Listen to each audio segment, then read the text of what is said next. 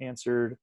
So we'll just jump in, I guess. So we've got the agenda for today. So we'll go over some just general housekeeping on webinar stuff, and then introduction to Redox, and then Dr. Decock will talk about soil carbon and soil health, and then we'll switch back over to my computer and do some Redox results and talk about how some input selection can influence soil health and soil carbon. So housekeeping, we will have one little question and answer that I'd like to get a little bit of feedback from you guys on here pretty soon. So we can use the question, the ask question, or the Q&A section in your interface there. Just type in your questions there. You can also unmute yourself and talk if you'd like. There's also a raise your hand button. That'll, I think, pop up a little notification on our side so we can call on you or unmute you, or I'm not sure. We haven't had too many people use that function, but it is there and we'll try and keep an eye on it. If you are planning to talk, if you have headphones, that's great. It really helps with reducing feedback. And then if you're on a mobile device, you can leave the app and it'll continue to play over your car voice, your car Bluetooth and things like that if you're on the go or in the field. So yeah, so let's hop into who's Redox. You have some new names on the list. So Redox exists to create passion, excitement in growing plants. I think that's really why a lot of us are in agriculture, and we're here to help with that. We have three key values that we rest on here at Redox: passionately authentic, creatively driven, and then scientifically knowledgeable. And I hope we demonstrate that today. To put it simply, Redox is a bionutrient company that focuses on sustainable plant nutrition. And I wanted to kick off today with a little bit of just get your brain going a little bit, I guess, get some feedback, help inform the discussion. If you could just send in kind of a source of carbon in the soil. So I'll throw out one example would be roots or dead roots, right, from previous crop. So if you could send in the Q&A section, type in, how does soil carbon get there? Where's it from? Let's just type in some ideas that you might have, and we'll call a couple out. And then from there, we'll hop into Charlotte's discussion on soil carbon and soil health. Chat, there we go. That's what I was looking for. Compost, Eric, thank you. Yes, compost is a source of applied carbon. Leaf litter, very good. It's especially true in some crops like avocados that have a really heavy leaf litter component. Biochar, yeah. Green manure.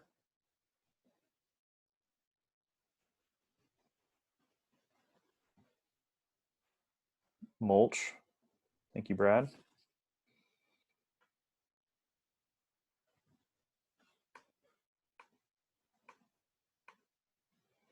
Root exudates, thank you, Jeff. That's a big one.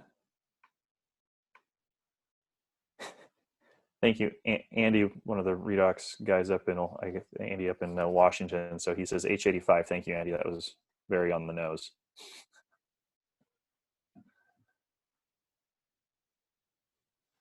Okay. Anybody else? Got any?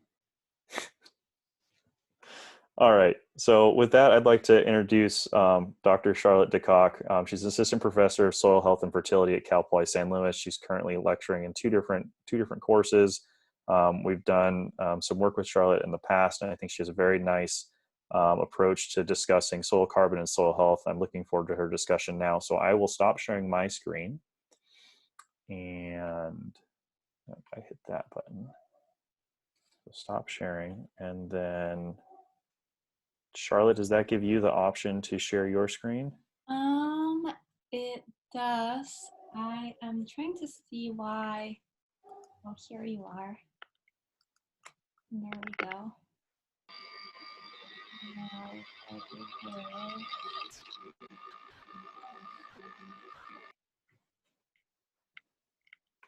Okay, so I hope that made it that people can see.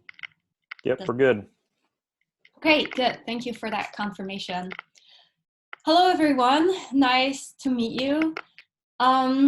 Danny asked me to talk a little bit about soil carbon. So I put some materials together on the latest science related to soil carbon, and hopefully I tried to put it in a digestible form, so hopefully you'll be able to follow along just quite smoothly. But if there's something unclear, please feel free to ask any questions. The photo I put up here on the first slide is a photo from a photographer in Switzerland. Basically the Swiss version of the USDA, which is called Agroscope, commissioned this artist photographer to make photos of all these different soil profiles with a detailed view of what's going on in the topsoil.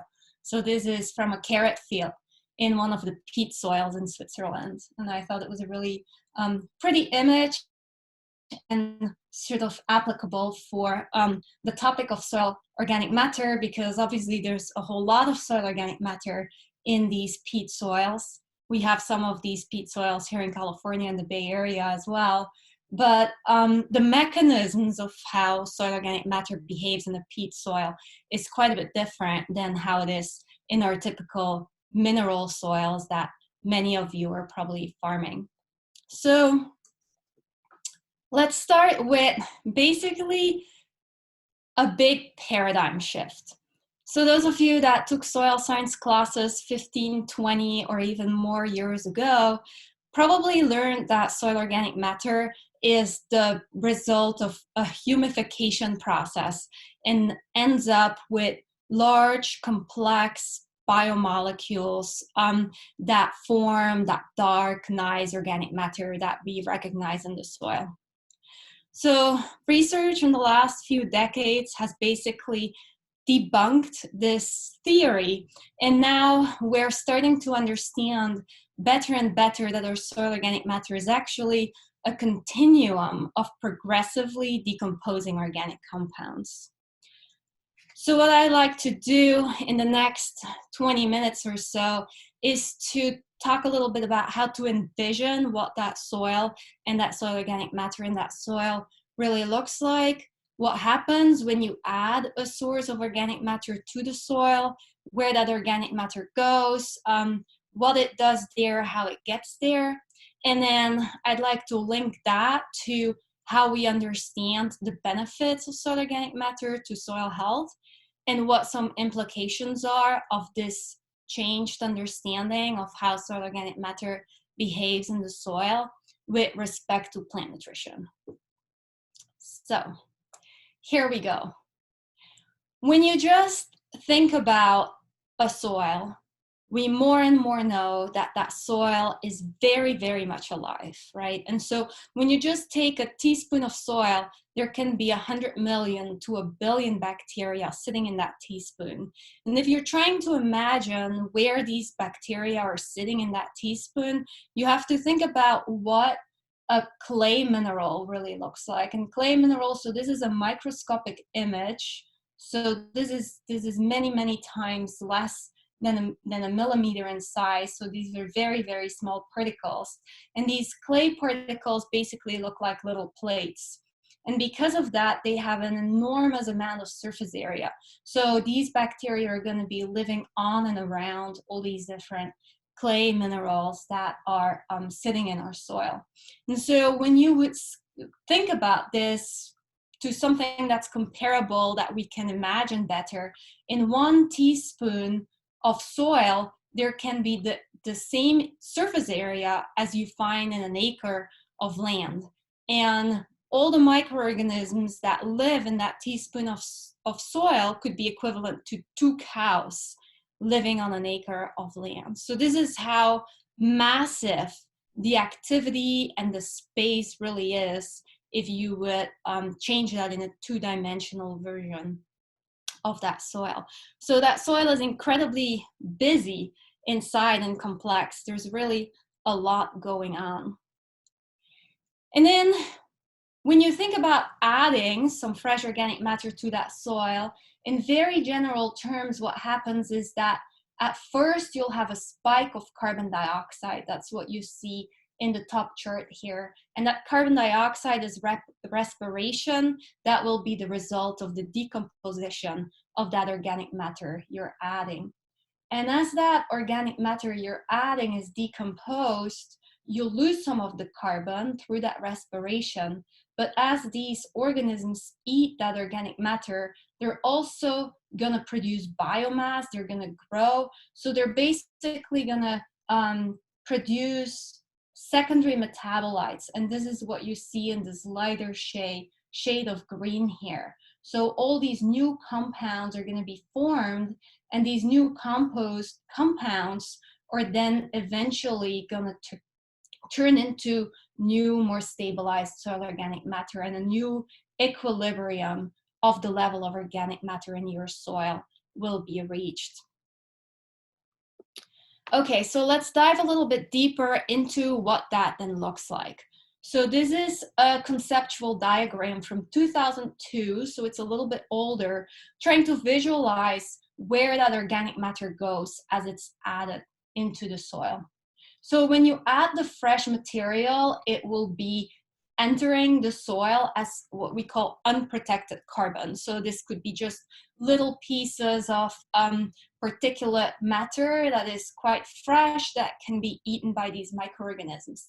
And then some of that organic matter can be incorporated into aggregates. Aggregates are very important to help form soil structure, and I'll talk a little bit more about how to visualize that in one of the next slides. And some of that can also make associations with that silt and clay that is sitting in our soil, and I'll talk a little bit more about what that looks like too. And then the third mechanism that was included in this diagram was that sort of original concept of that humification of these large biomolecules, and we're finding more and more that this non-hydrolyzable carbon is less and less something that might be actually existing in the soil. More and more we're finding that basically any carbon in the soil, from its biochemical point of view, there's most of the time a group of organisms that is going to be able to eat it. So it's really the carbon that is associated with the aggregates and the carbon that is able to absorb onto clay and silt particles that is going to stay in our soil the longest. Okay, so let's have a closer look at what these aggregates really look like. When you just take a spade into your field and you look at some soil, you can see the soil maybe crumble, and maybe you think about that as aggregates, these like larger crumbs that are falling apart. But when I'm talking about aggregates in the concept of carbon, I'm really talking about aggregates less than a millimeter in size, up to just a quarter of a millimeter in size. So these are very, very small aggregates, very, very small units I'm talking about. When you imagine what's in these aggregates, there's basically particles, and these particles are tied together with soil organic matter, and there's also organisms living in and around these aggregates. And within these aggregates, smaller aggregates can form. So this picture basically visualizes what an aggregate looks like and what's in there. Now, so how are these aggregates formed? Well, you basically need three components. You need your mineral particles, you need your organic matter that sort of serves as a glue, and you need your biota. This can be fungi and bacteria. These bacteria can form biofilms, slimes, polysaccharides that can help glue things together. The fungi grow these hyphae, and the hyphae can basically entangle particles together like twine. Roots of plants perform a similar action. Larger fauna like earthworms can go through your soil and basically make little pellets, little aggregates as they're moving through the soil and ingesting some of that soil and excreting it as earthworm casts. So basically, you need the life, you need the mineral particles, and you need the organic matter to be able to form these aggregates. All right, then let's have a look at what's happening with these with that clay-associated carbon. How can you visualize that? Well, here we have again our little clay particles here with their enormous surface area, and the way you can visualize the association or the absorption of organic matter on these clay particles is basically shown in this picture. So these are basically chemical attractions where these biomolecules of the organic matter are attracted to these clay particles. These clay particles don't only have a very large surface area, but they also have charges, mostly negative charges, so they're quite reactive and they can hold on to certain biomolecules. So then how does that carbon get onto these clay particles? Well, there's basically two competing hypotheses. One idea is that microorganisms can live on these clay surfaces, and then as they're consuming some of that fresh, what we call POM here, particulate organic matter, that's added to that soil, as they're consuming that, the idea is that then some of that consumed particulate organic matter could stay and stick onto these clay particles.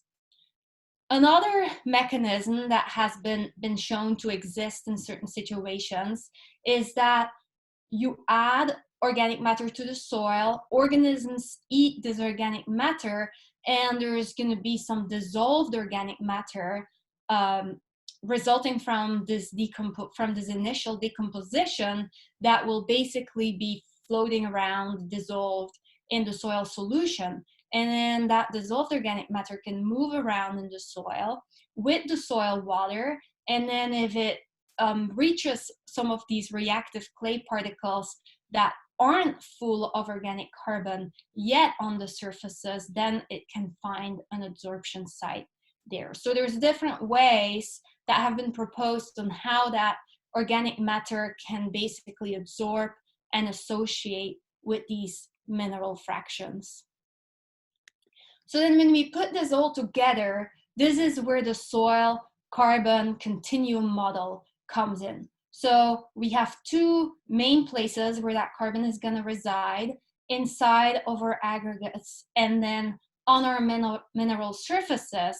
And so that fresh residue that's added to the soil is going to be decomposed in larger biopolymers, further decomposed into smaller biopolymers, end up into monomers, and eventually be respired as CO2. And in each step along the way here, that soil organic matter can move in and out of these mineral surface locations, or in and out of these aggregates. Okay, so that's quite a bit of theory, and it gets a little bit complex. But the reason this is relevant is that because we have that continuum of all these different sources and pools of carbon in the soil that are continuously present and dynamic, that's basically what supports all these great things that that soil organic matter can do for plant health and our soil fertility. So when we think about this, our soil organic matter is an important source of nutrients, because when you think about organic matter, soil organic matter is about 50% carbon on a dry mass basis. That means that there's 50% of something else, right? And that something else is hydrogen, oxygen. We know from organic chemistry, carbon, hydrogen, and oxygen are the main constituents of most molecules. But there's also going to be a lot of nitrogen, phosphorus, sulfur, and all these good nutrients we know are going to be embedded in these organic molecules that are part of that soil organic matter continuum. So these nutrients are going to be embedded in there, and up in decomposition, they can be released and become plant available.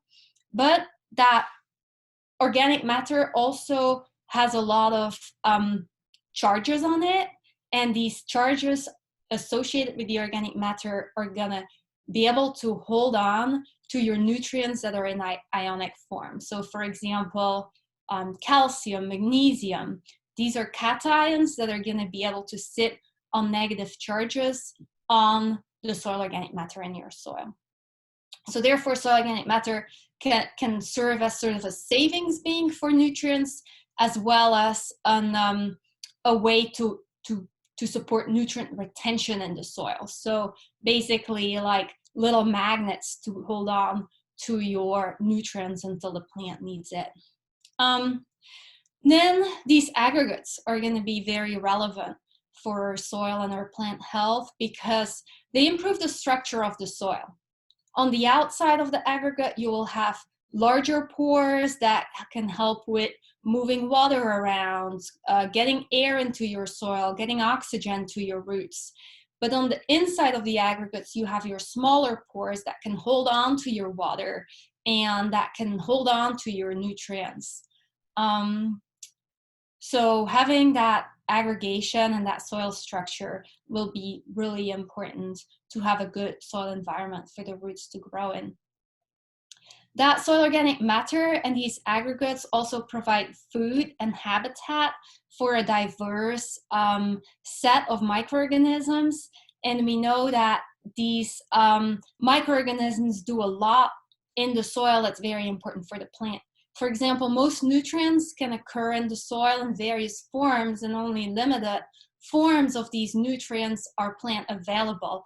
And it's to the greatest extent these microorganisms that are going to convert nutrients from a non-plant available form into a plant available form. So if we can have good microbial activity and a good soil food web, a good active soil food web in the soil, we can improve the supply and availability of our nutrition. And then of course, soil organic matter also has the benefit of being able to sequester carbon and thereby mitigating climate change. So you've probably heard of all these benefits of soil organic matter before, but maybe with a better understanding of what that soil organic matter really looks like, you can visualize a little bit better on how these services can really be provided. Okay.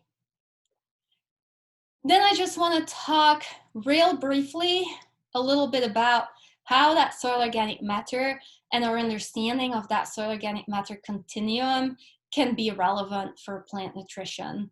And what I did here is I made a very simple schematic of the nitrogen cycle. And I took the assumption that we have a soil with 2% organic matter. I think that's a relatively good average for what we find in some of the soils here in California. Some soils have less, some soils have a little more, but 2% is a nice representative value. And so if we assume that there's 50% carbon in that organic matter, and that organic matter typically has a C/N ratio of about 10.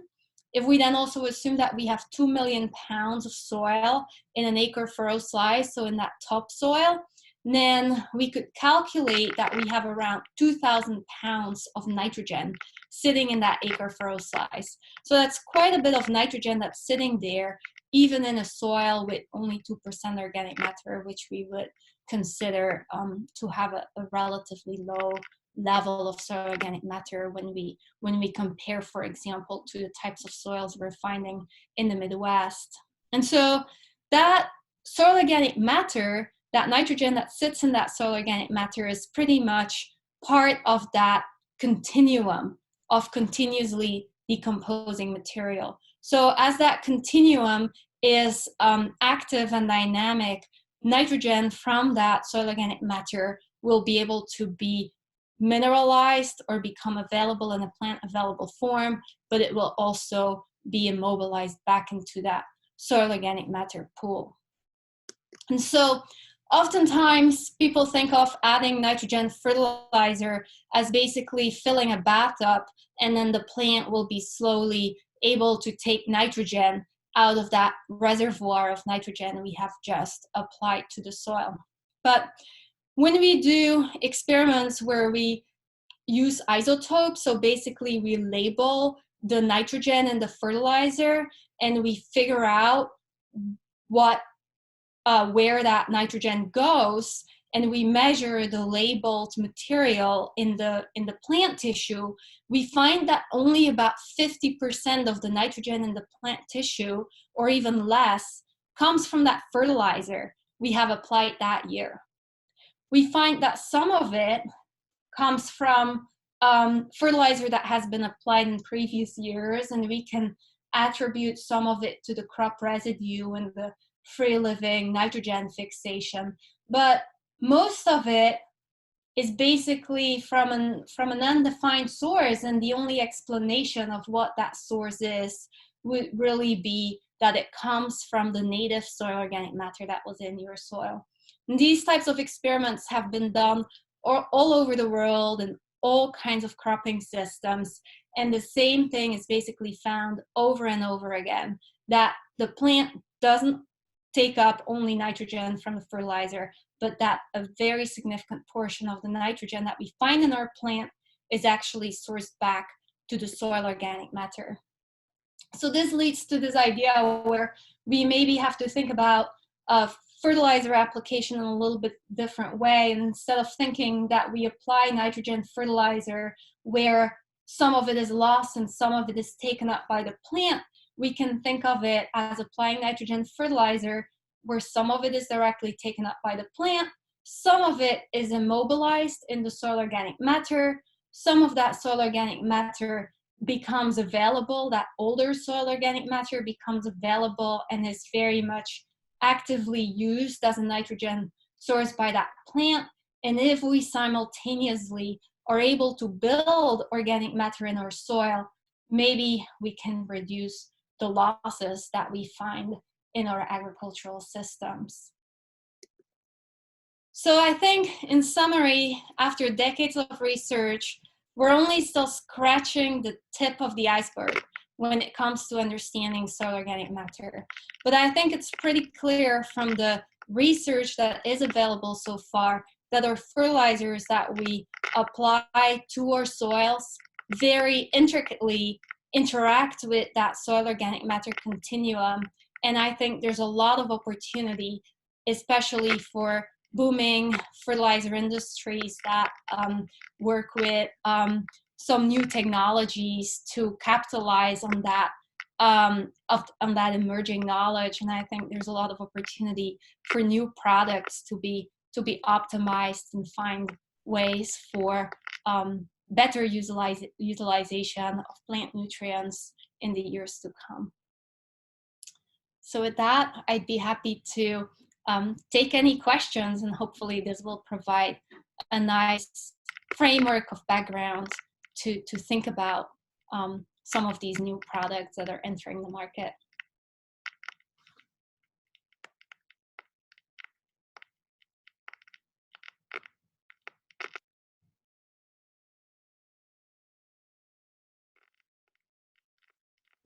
Okay, so we have a question here from Andy. Can you make a distinction between organic matter and soluble carbon and the relative influence on soil biological activity? Can you repeat that?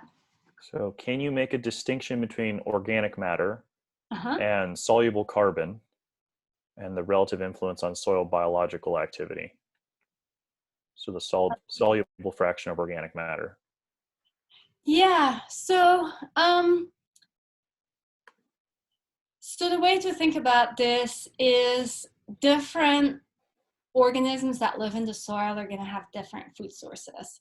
When it comes to microorganisms, most of the time what they'll do is they'll either have extracellular enzymes that are going to break things down outside of their cells, and then they're going to absorb some of that organic matter in a soluble form to further decompose internally.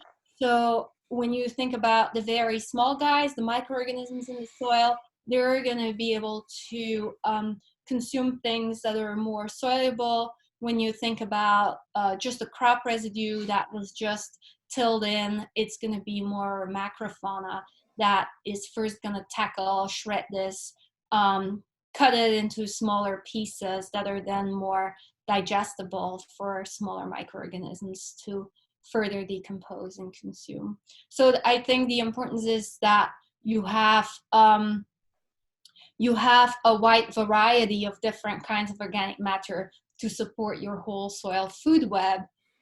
Just like we think about above ground ecosystems where you want your prey and your predators, you want to have a similar situation below ground. So having both soluble carbon that's available for some biota that live in the soil, and having that particulate matter like the crop residue that's available for other groups of microorganisms in the soil will make it that your soil food web is going to be healthy and functioning at a higher level. Great. Any other, what other questions might, did any of the attendees have?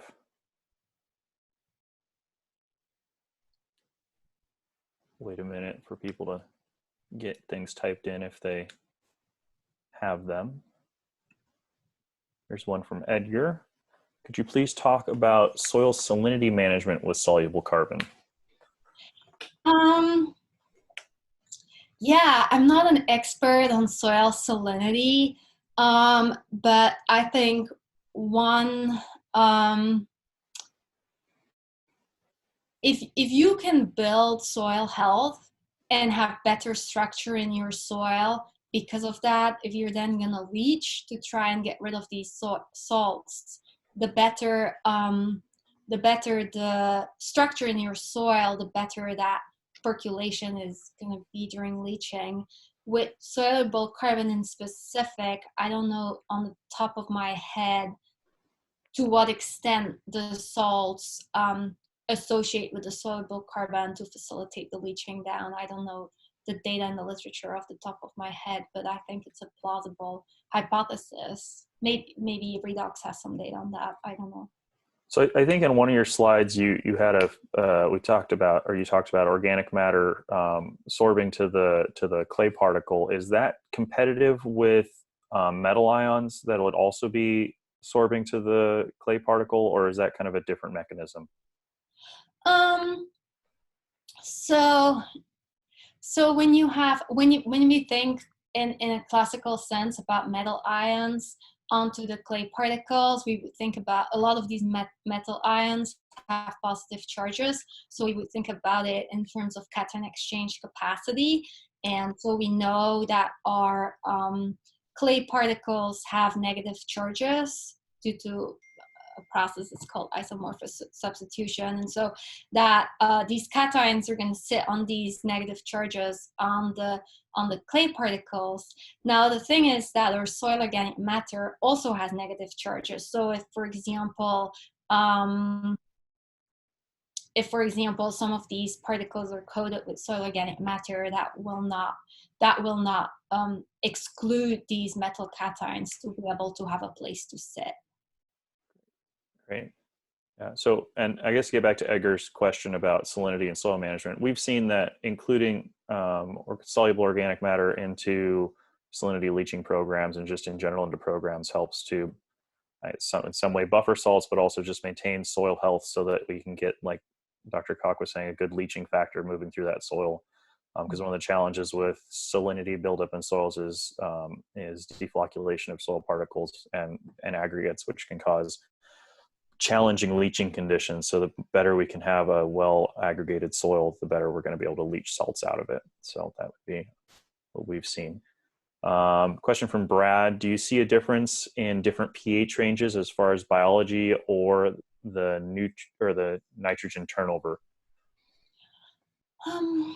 I think as long as you're in a pH range that's good for a plant to grow, between 5.5 and 7 or something, I think your biology should be fine. If your pH is too low, you can have some issues with nitrogen fixation if you grow a nitrogen fixer. But I think as long as you're in that range that's good for the plant, your soil biology should be fine. Okay. Thanks, Brad. I hope that helped. If you want more clarification, let us know. And then Herman says, I believe more organic matter and more organic carbon actually creates a buffer for soil salinity. Is that correct? So I think mechanistically, it would be two factors that could help, right? On the one hand, if you have better soil health, if you have your organic matter, better soil structure, there's going to be better leaching. And on the other hand, that soil organic matter might be able to absorb some of your salts. And when these salts are basically taken out of the soil solution because there's somehow incorporated into that soil organic matter, then that basically take away some of the negative effects these salts can cause. Got a question from Eric. He says, there's been a rule of thumb that about 30 pounds of N is available per acre per percent organic matter. Is that still the case? Usually I go per percentages, so I would say 2% of soil organic nitrogen is mineralized per year, so that would probably be yeah, I think 30 pounds is not a bad estimate, maybe somewhere between 20 or 40, depending on the depth of soil that you consider. So that's true. There are these rules of thumb, and actually Daniel Geisler at UC Davis is trying to get better estimates of how much might be mineralized every year from soil organic matter for California conditions, because there's quite some uncertainty around that rule of thumb. And so there are efforts within the state to try and get better estimates of this. And I think especially for organic farming, this could be really helpful, because it's hard to get these nitrogen mineralization rates of all these different nitrogen sources in organic farming all squared away to meet the plant nitrogen requirement. Since you brought up organics, I guess, what's the interplay there? A lot of organic fertilizers come with a lot of carbon associated with the manures, the other kind of naturally derived compost and things like that. What does that interplay look like for kind of soil organic matter and organics? Mm-hmm. So one of the things we see, for example, in a conventional agricultural system, what we'll often see is pooling up or accumulation of nitrate. So oftentimes in a conventional farm, our nitrate concentrations are going to be about 10 times greater than our ammonium concentrations. And in organic farms, oftentimes you'll see that that ammonium and nitrate N to have about a similar concentration, maybe just a few ppm, less than 10 ppm in each of these pools at any given time. And so the reason this happens is because you add carbon together with your organic matter, together with your nitrogen. So what happens is that when you add that carbon together with your nitrogen, you're basically stimulating that immobilization mineralization loop, and you're going to prevent nitrate from just building up and pooling up in your soil.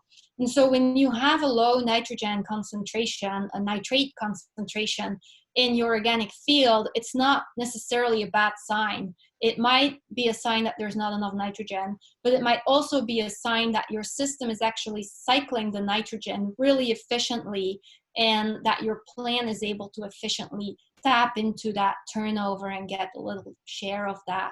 And when we have that nitrate pooling up, that's where the risk for losses through denitrification or through leaching are the greatest. So by having that carbon balancing out that nitrogen, we can actually move the nutrients a little bit more efficiently through in the system. So on that note, how is that a similar principle for other nutrients like potassium, phosphorus, micronutrients? Is that a similar way to address it? Yeah, there are some studies that have looked quite intensely into phosphorus, for example, especially in the tropics, because as opposed to losing the phosphorus, the issue there is that it just gets stuck into these secondary minerals. So there they've looked at adding organic matter to basically keep the phosphorus cycling in the more biological organic pools of phosphorus in the soil, to prevent it by getting stuck in these secondary minerals. So there's for different nutrients examples where they've tried to add the carbon and the organic matter to keep things cycling more efficiently through that, in and out of that organic matter pool through that plant available pool in the soil solution. Great. Another question from Eric. There seems to be a benefit of applying readily available carbon via various types of inputs. Is there a difference in the nature of the benefit due to the actual input? Examples are humic or fulvic acid, or something like a compost tea. Mm-hmm. So I don't know off the top of my head of any data showing differences between humic and fulvic acid, carbon, and compost tea. But what there is quite a bit of information for in the literature is adding carbon, for example, in the form of a manure slurry versus a solid manure. And so when you think about your solid manure, that's going to be a lot more of that particulate kind of carbon, and when you think about your slurry, there's going to be a lot of that soluble carbon in there. And so oftentimes what they see is that that soluble carbon in the slurry is actually decomposed pretty fast, and you see less of a buildup of soil organic matter over time with these more soluble labile forms of carbon in the slurry compared to when you add a compost. So in terms of long-term carbon buildup, you get the benefit by adding something like the solid manure. But then, in both cases, you would stimulate microbial activity and so on and so forth. I don't know how much these concepts that we see in solid manure versus slurry would translate to what you would see in some of these other products like humic and fulvic acid and compost tea that are available on the market. Great, thank you. Then here's one from Chris in Georgia. In sandy soils with low EC and organic matter, could high rates of litter have a short-term negative effect on root zone and plant growth due to increases in EC?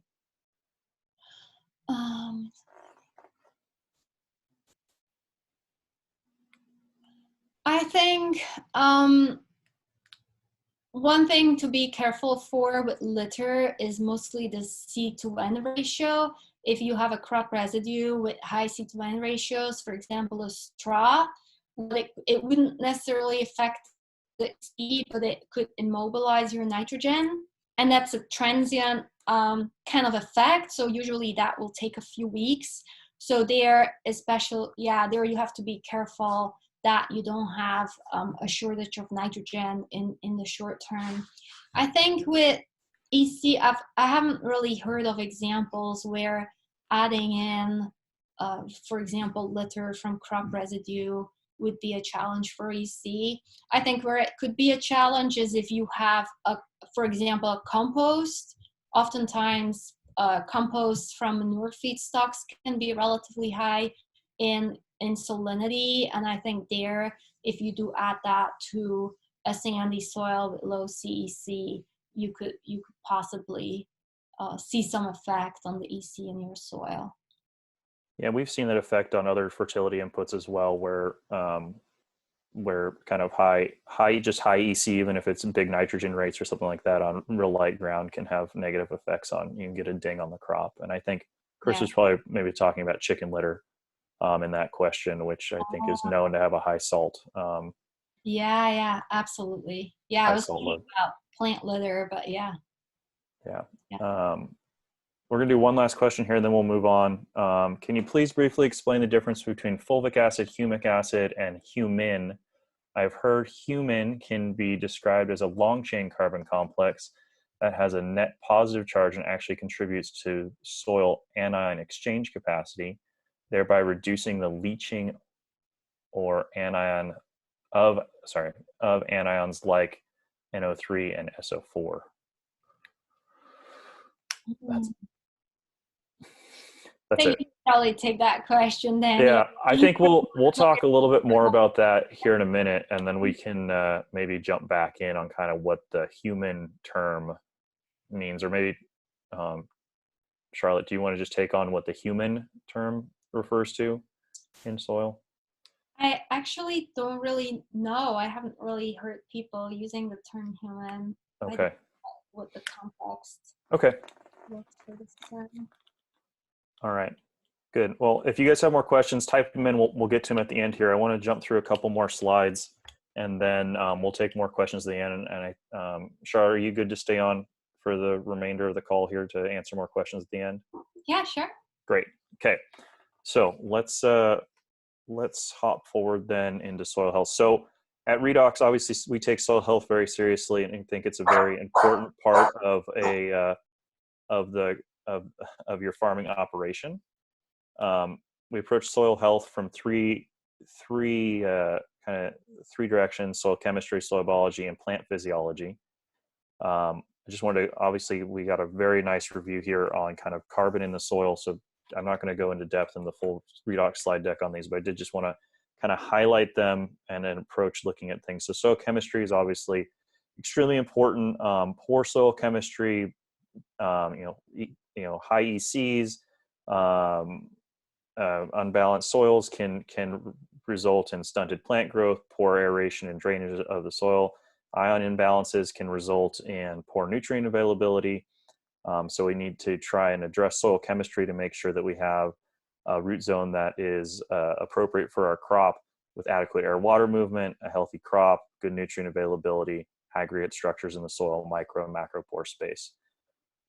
Soil biology, Charlotte talked about this in great length, that the relative benefit of soil biology and nutrient cycling, and how carbon can influence that soil biology, and the just immense amount of benefit that a diverse soil ecosystem can have on nutrient availability and crop and root strength in general.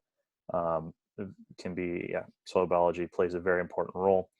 And then last of all, something that sometimes gets overlooked in soil health is the plant's interaction. The plant is doing its best to extract nutrition and out of that soil, and one of its major ways that it does that is through feeding the soil with root exudates and building that microbiome around the soil, around the root in the soil, so that it can harvest mineral nutrition as well as carbon back up into the root to grow and produce our yields. So I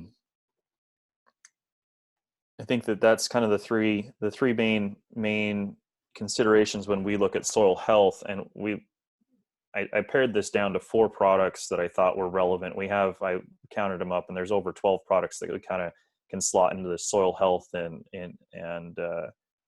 discussion. But I think I wanted to just highlight 2 that we've talked about in the past, and then maybe drill down on a couple more in depth. So Redox is a botanical extract, helps with stimulate root growth and metabolism.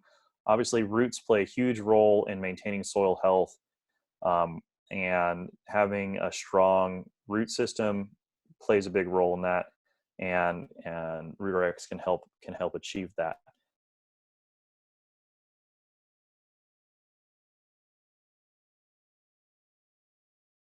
The next 3 I'm going to have last 2 weeks ago, I guess, when we talked about phosphorus. And Expect is a phosphorus metabolic primer. It improves phosphorus uptake, contains soluble carbon and amino acids that help with nutrient movement, can be a very nice way to increase root growth and also get more phosphorus nutrition in those roots, which is an important aspect of the nutritional extraction that roots are performing. So we talked about that more in the phosphorus webinar. So if you want more information on Expect, you can check out our YouTube page for that, or give one of us a call and we'd be happy to talk about it.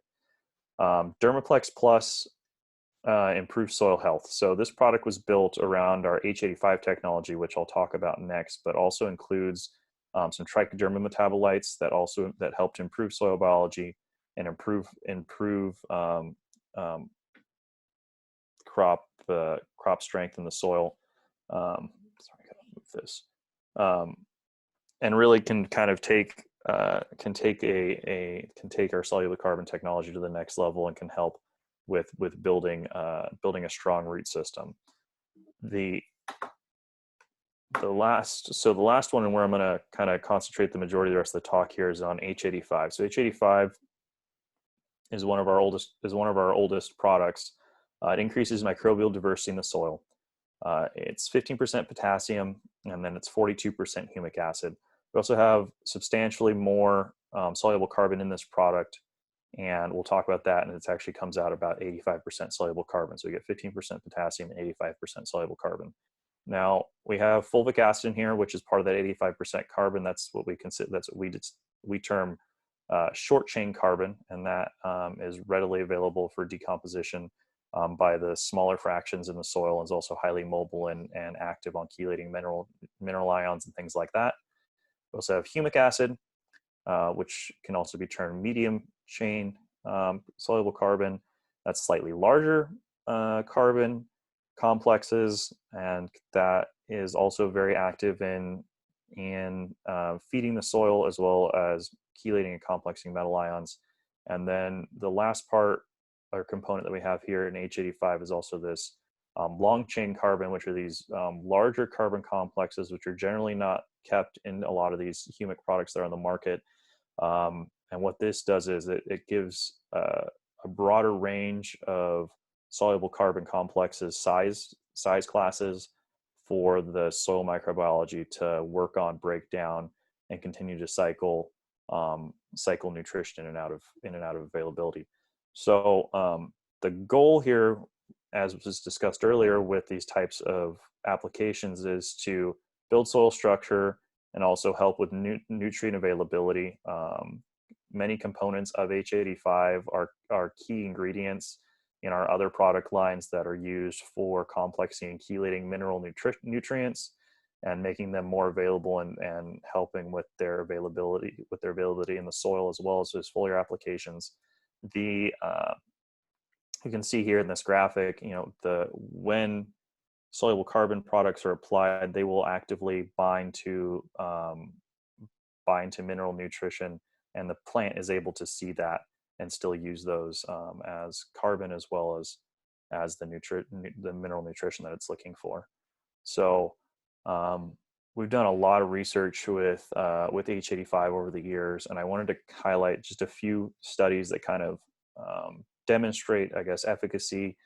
And then, so let's hop into it. So last time we talked about apples a lot, so I thought it was appropriate to continue that discussion about apples and the soil.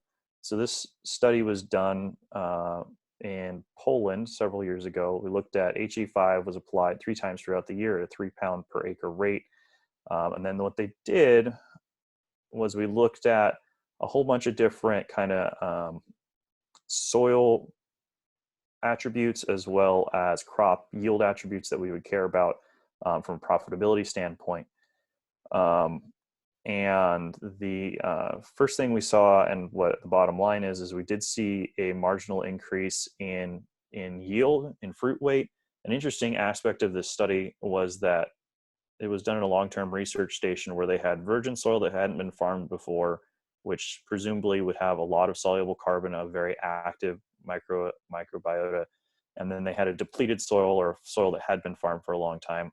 And so you'll see this differentiation on several of these slides. So we've got, we'll see here, even with the addition of additional soluble carbon, we still saw a bump in fruit weight between the two. Soil respiration also, interestingly enough, regardless of virgin or depleted soil, when we add more food into that soil through H85, we see an increase in respiration rate. Even in spring, summer, and fall, even in cooler seasons like spring, where soil can be cold, we saw a marked increase in soil respiration, which means that the addition of soluble carbon into that system was able to maintain or increase, was able to increase microbial activity. And when we increase microbial activity, we assume that we're also increasing nutrient cycling and things like that. So you can see on average, there's this last section here, we have soil respiration rates increasing. We did a parallel study to this with strawberries that was done kind of the same design, looked at very similar things.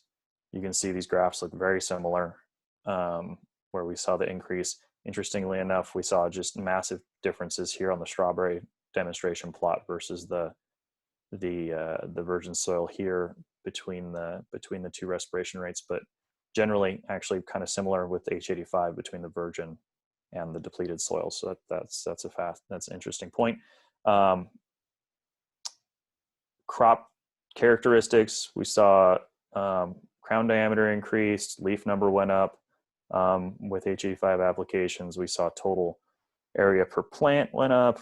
We also saw where the rubber meets the road, we saw fruit weight went up, fruit per plant went up, and we saw, we didn't see a big Brix differential here, which is an interesting caveat, I guess. In the virgin soil, even though we saw some of these other things go up, the Brix was unchanged. Now, however, you look at the Brix between the virgin versus depleted soil, there's a huge difference here. And then when we add in H85, we bring it up to this virgin soil state. So an interesting kind of dynamic to happen there.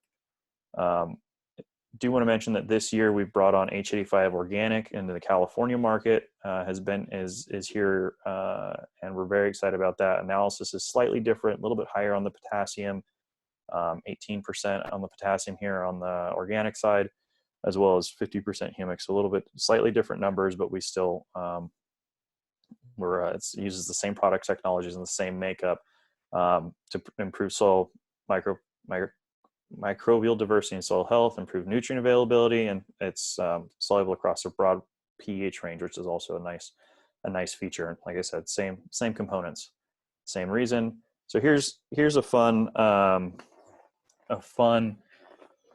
field demo that we had that just came back. The ink is still drying on this PowerPoint, so we'll hopefully there's not too many typos in it, but I'm excited to share this. So we did this. Not with these guys, that's a typo. So there we go, there's the first typo to start. So this was done with Redox R&D and a grower cooperator in Oxnard. And we looked at H85 application added to the grower standard versus their standard mulch program. This was done in Oxnard on a summer planting, so a short cycle strawberries. And what we looked at was we compared in-season H85 organic was compared to an application of pre-plant mulch that was designed for an ASD application. So those that aren't familiar with anaerobic soil disinfestation, or ASD, it's a tactic it was pioneered in Japan using rice hulls, where we do a large application of organic matter. In many cases, rice hulls is the preferred product. Pre-plant, make the beds, cover them in plastic, water them, allow that to decompose and go anaerobic, and then that at the long-term anaerobic conditions will then is thought to sterilize the soil and replace fumigation. So in places where we can't use fumigants, like in organic or in restricted zones, this has been proposed as an option for increasing plant health and fighting off plant pathogen issues. So this is, though, however, is extremely expensive. $3,000 an acre is the cost for an ASD application or process per acre, right? So we had the grower had a demo going where they were comparing a grower standard just $300 pre-plant versus this ASD to see if they were getting their return on investment on this $3,000 an acre. We came in and added on top of that $300 grower standard program an H85 program that was about $1,200, which was high rates of soluble carbon every 14 days. So we did 5 pounds per acre of H85 organic H85 every 14 days. And that brought in about half the cost of the anaerobic disinfestation. So the interesting thing here is this is in some ways controlling for the massive amounts of soluble carbon in carbon that we're applying here in this ASD application, but not getting the anaerobic effect out of that we see with this metric. So that's how we came to the numbers we did, with the goal of saving the grower $1,500 per acre with this type of application. So these were started at planting. We started planting actually with a 10-pound application, then went every 2 weeks after that at about 5 pounds when we were irrigating. There was some rain in there, so there was a couple applications that were missed, but in general, that's what the plan was. So, and then we looked at the bottom line, which was yield. So here's the trays per acre. Trays per acre, we saw about a 17% bump over the grower standard, which was just the pre-plant. And then over the mulch actually we saw a slight decrease over the grower standard. So we saw an 18% bump over the grower standard. I know Eric Overeem is very unhappy right now because I don't have a true access here, but this is to demonstrate the 18% difference here. So Eric, you can send me a message here in a minute how you don't like my true access here. But see, I pointed it out, so it's okay.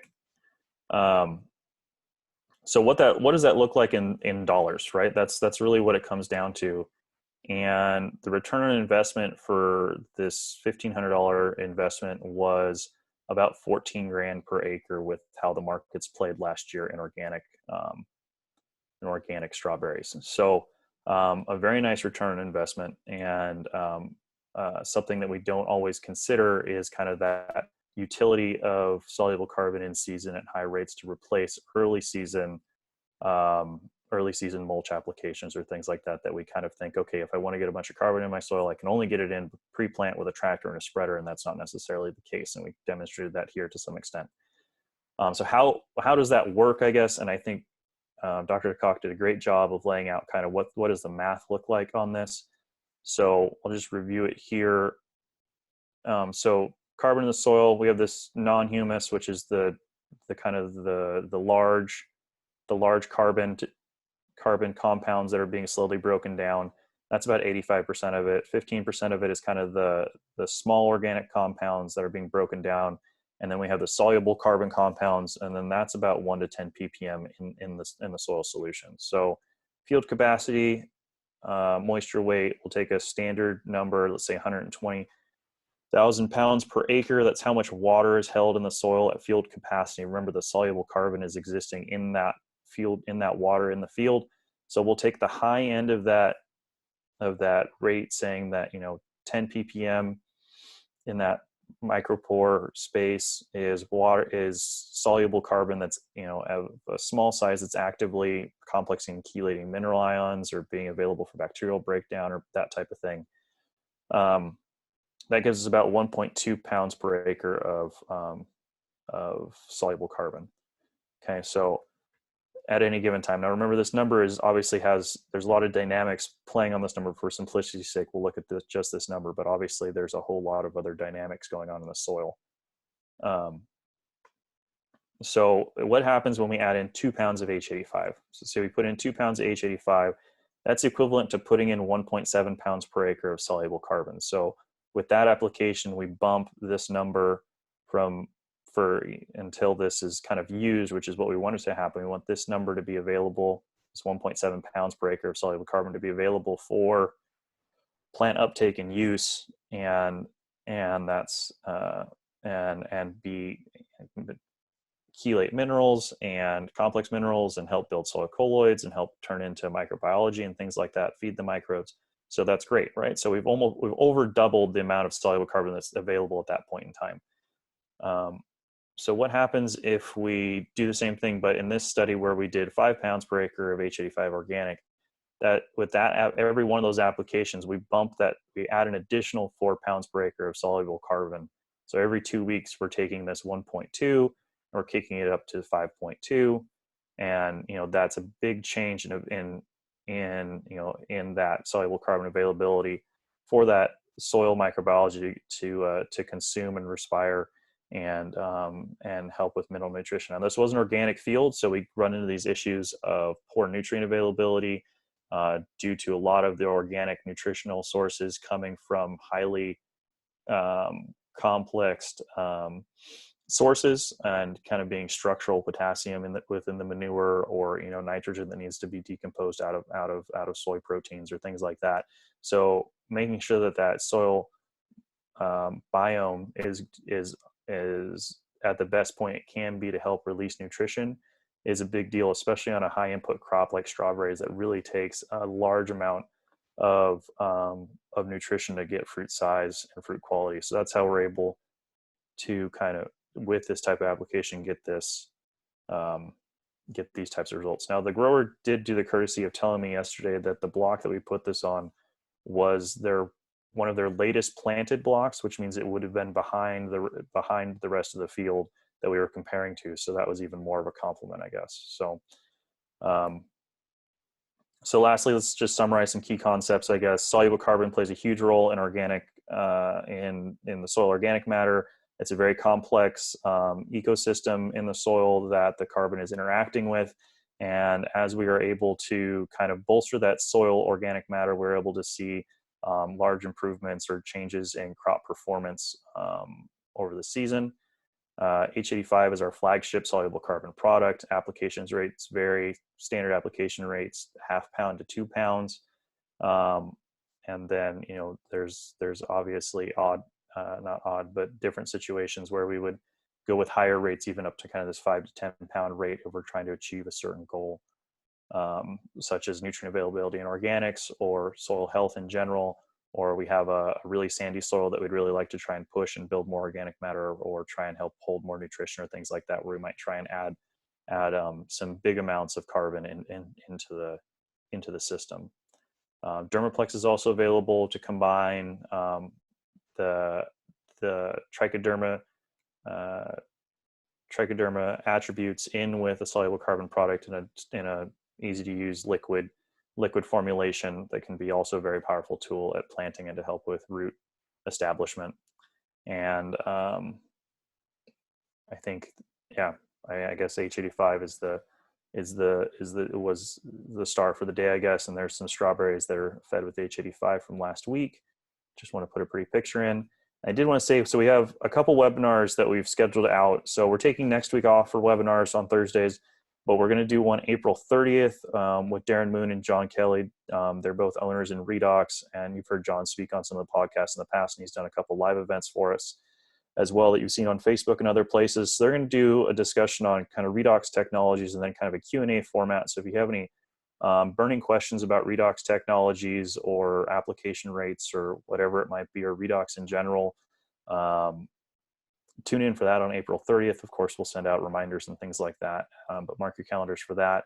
And then following that, the following Thursday, May 7th, we're going to do, Andy Dolph will be back with another webinar on nitrogen metabolism. So we're looking forward to that discussion as well.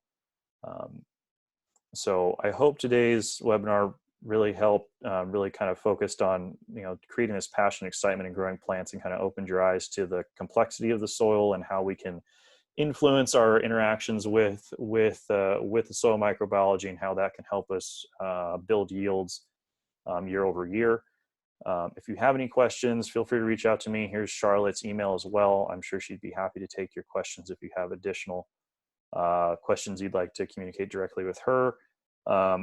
Let's see. So with that, I'd like to open it up to any additional questions we might have from people. And thank you for logging in today. Sorry, it ran a little longer than usual.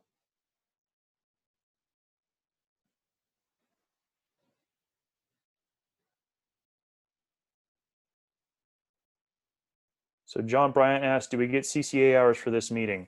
So I requested CCA hours for the first 2 of these that we did, and I still haven't heard back. So I have stopped requesting CCA hours. So hopefully when they get back into the office, we can start requesting CCA hours for these meetings and have, and offer them. But with this one, no, unfortunately. We did not get approval, or I have not heard back from the one I submitted 5 weeks ago. So no. Thank you, though. It's a very good question. in the future, when we can get approval, it's very easy to do. We just submit it, and then we get the little QR code, and we'll put it up here on the last slide, and you just take a picture of that with your phone, and you're all good to go. Is how it would functionally work, but we're not able to do that right now. So.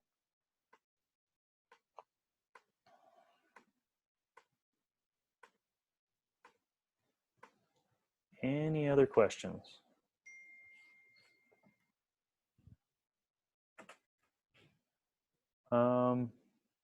Oh, John points out that you can self-report CCA hours for this event if you'd like. Very good point.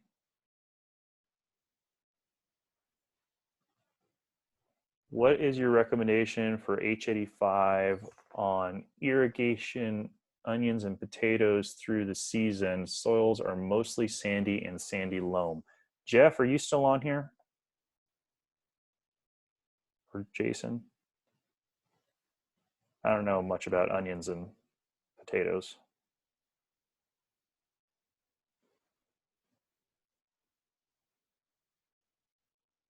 Oh.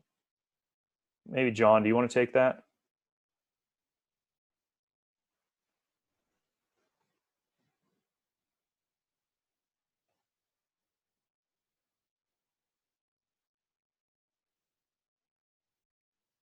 I just added a chat message, Danny. But if you apply 1 pound of H85 for every 40 to 60 units of nitrogen on sandy soil on onions and potatoes, that would be just about right. And we'd pair that with nitrogen application timings? Yes. Okay. Yeah. Mm-hmm. And H85 tank mixes well with products like UN32, AN20, and CN9. You can mix it, and apply it through that.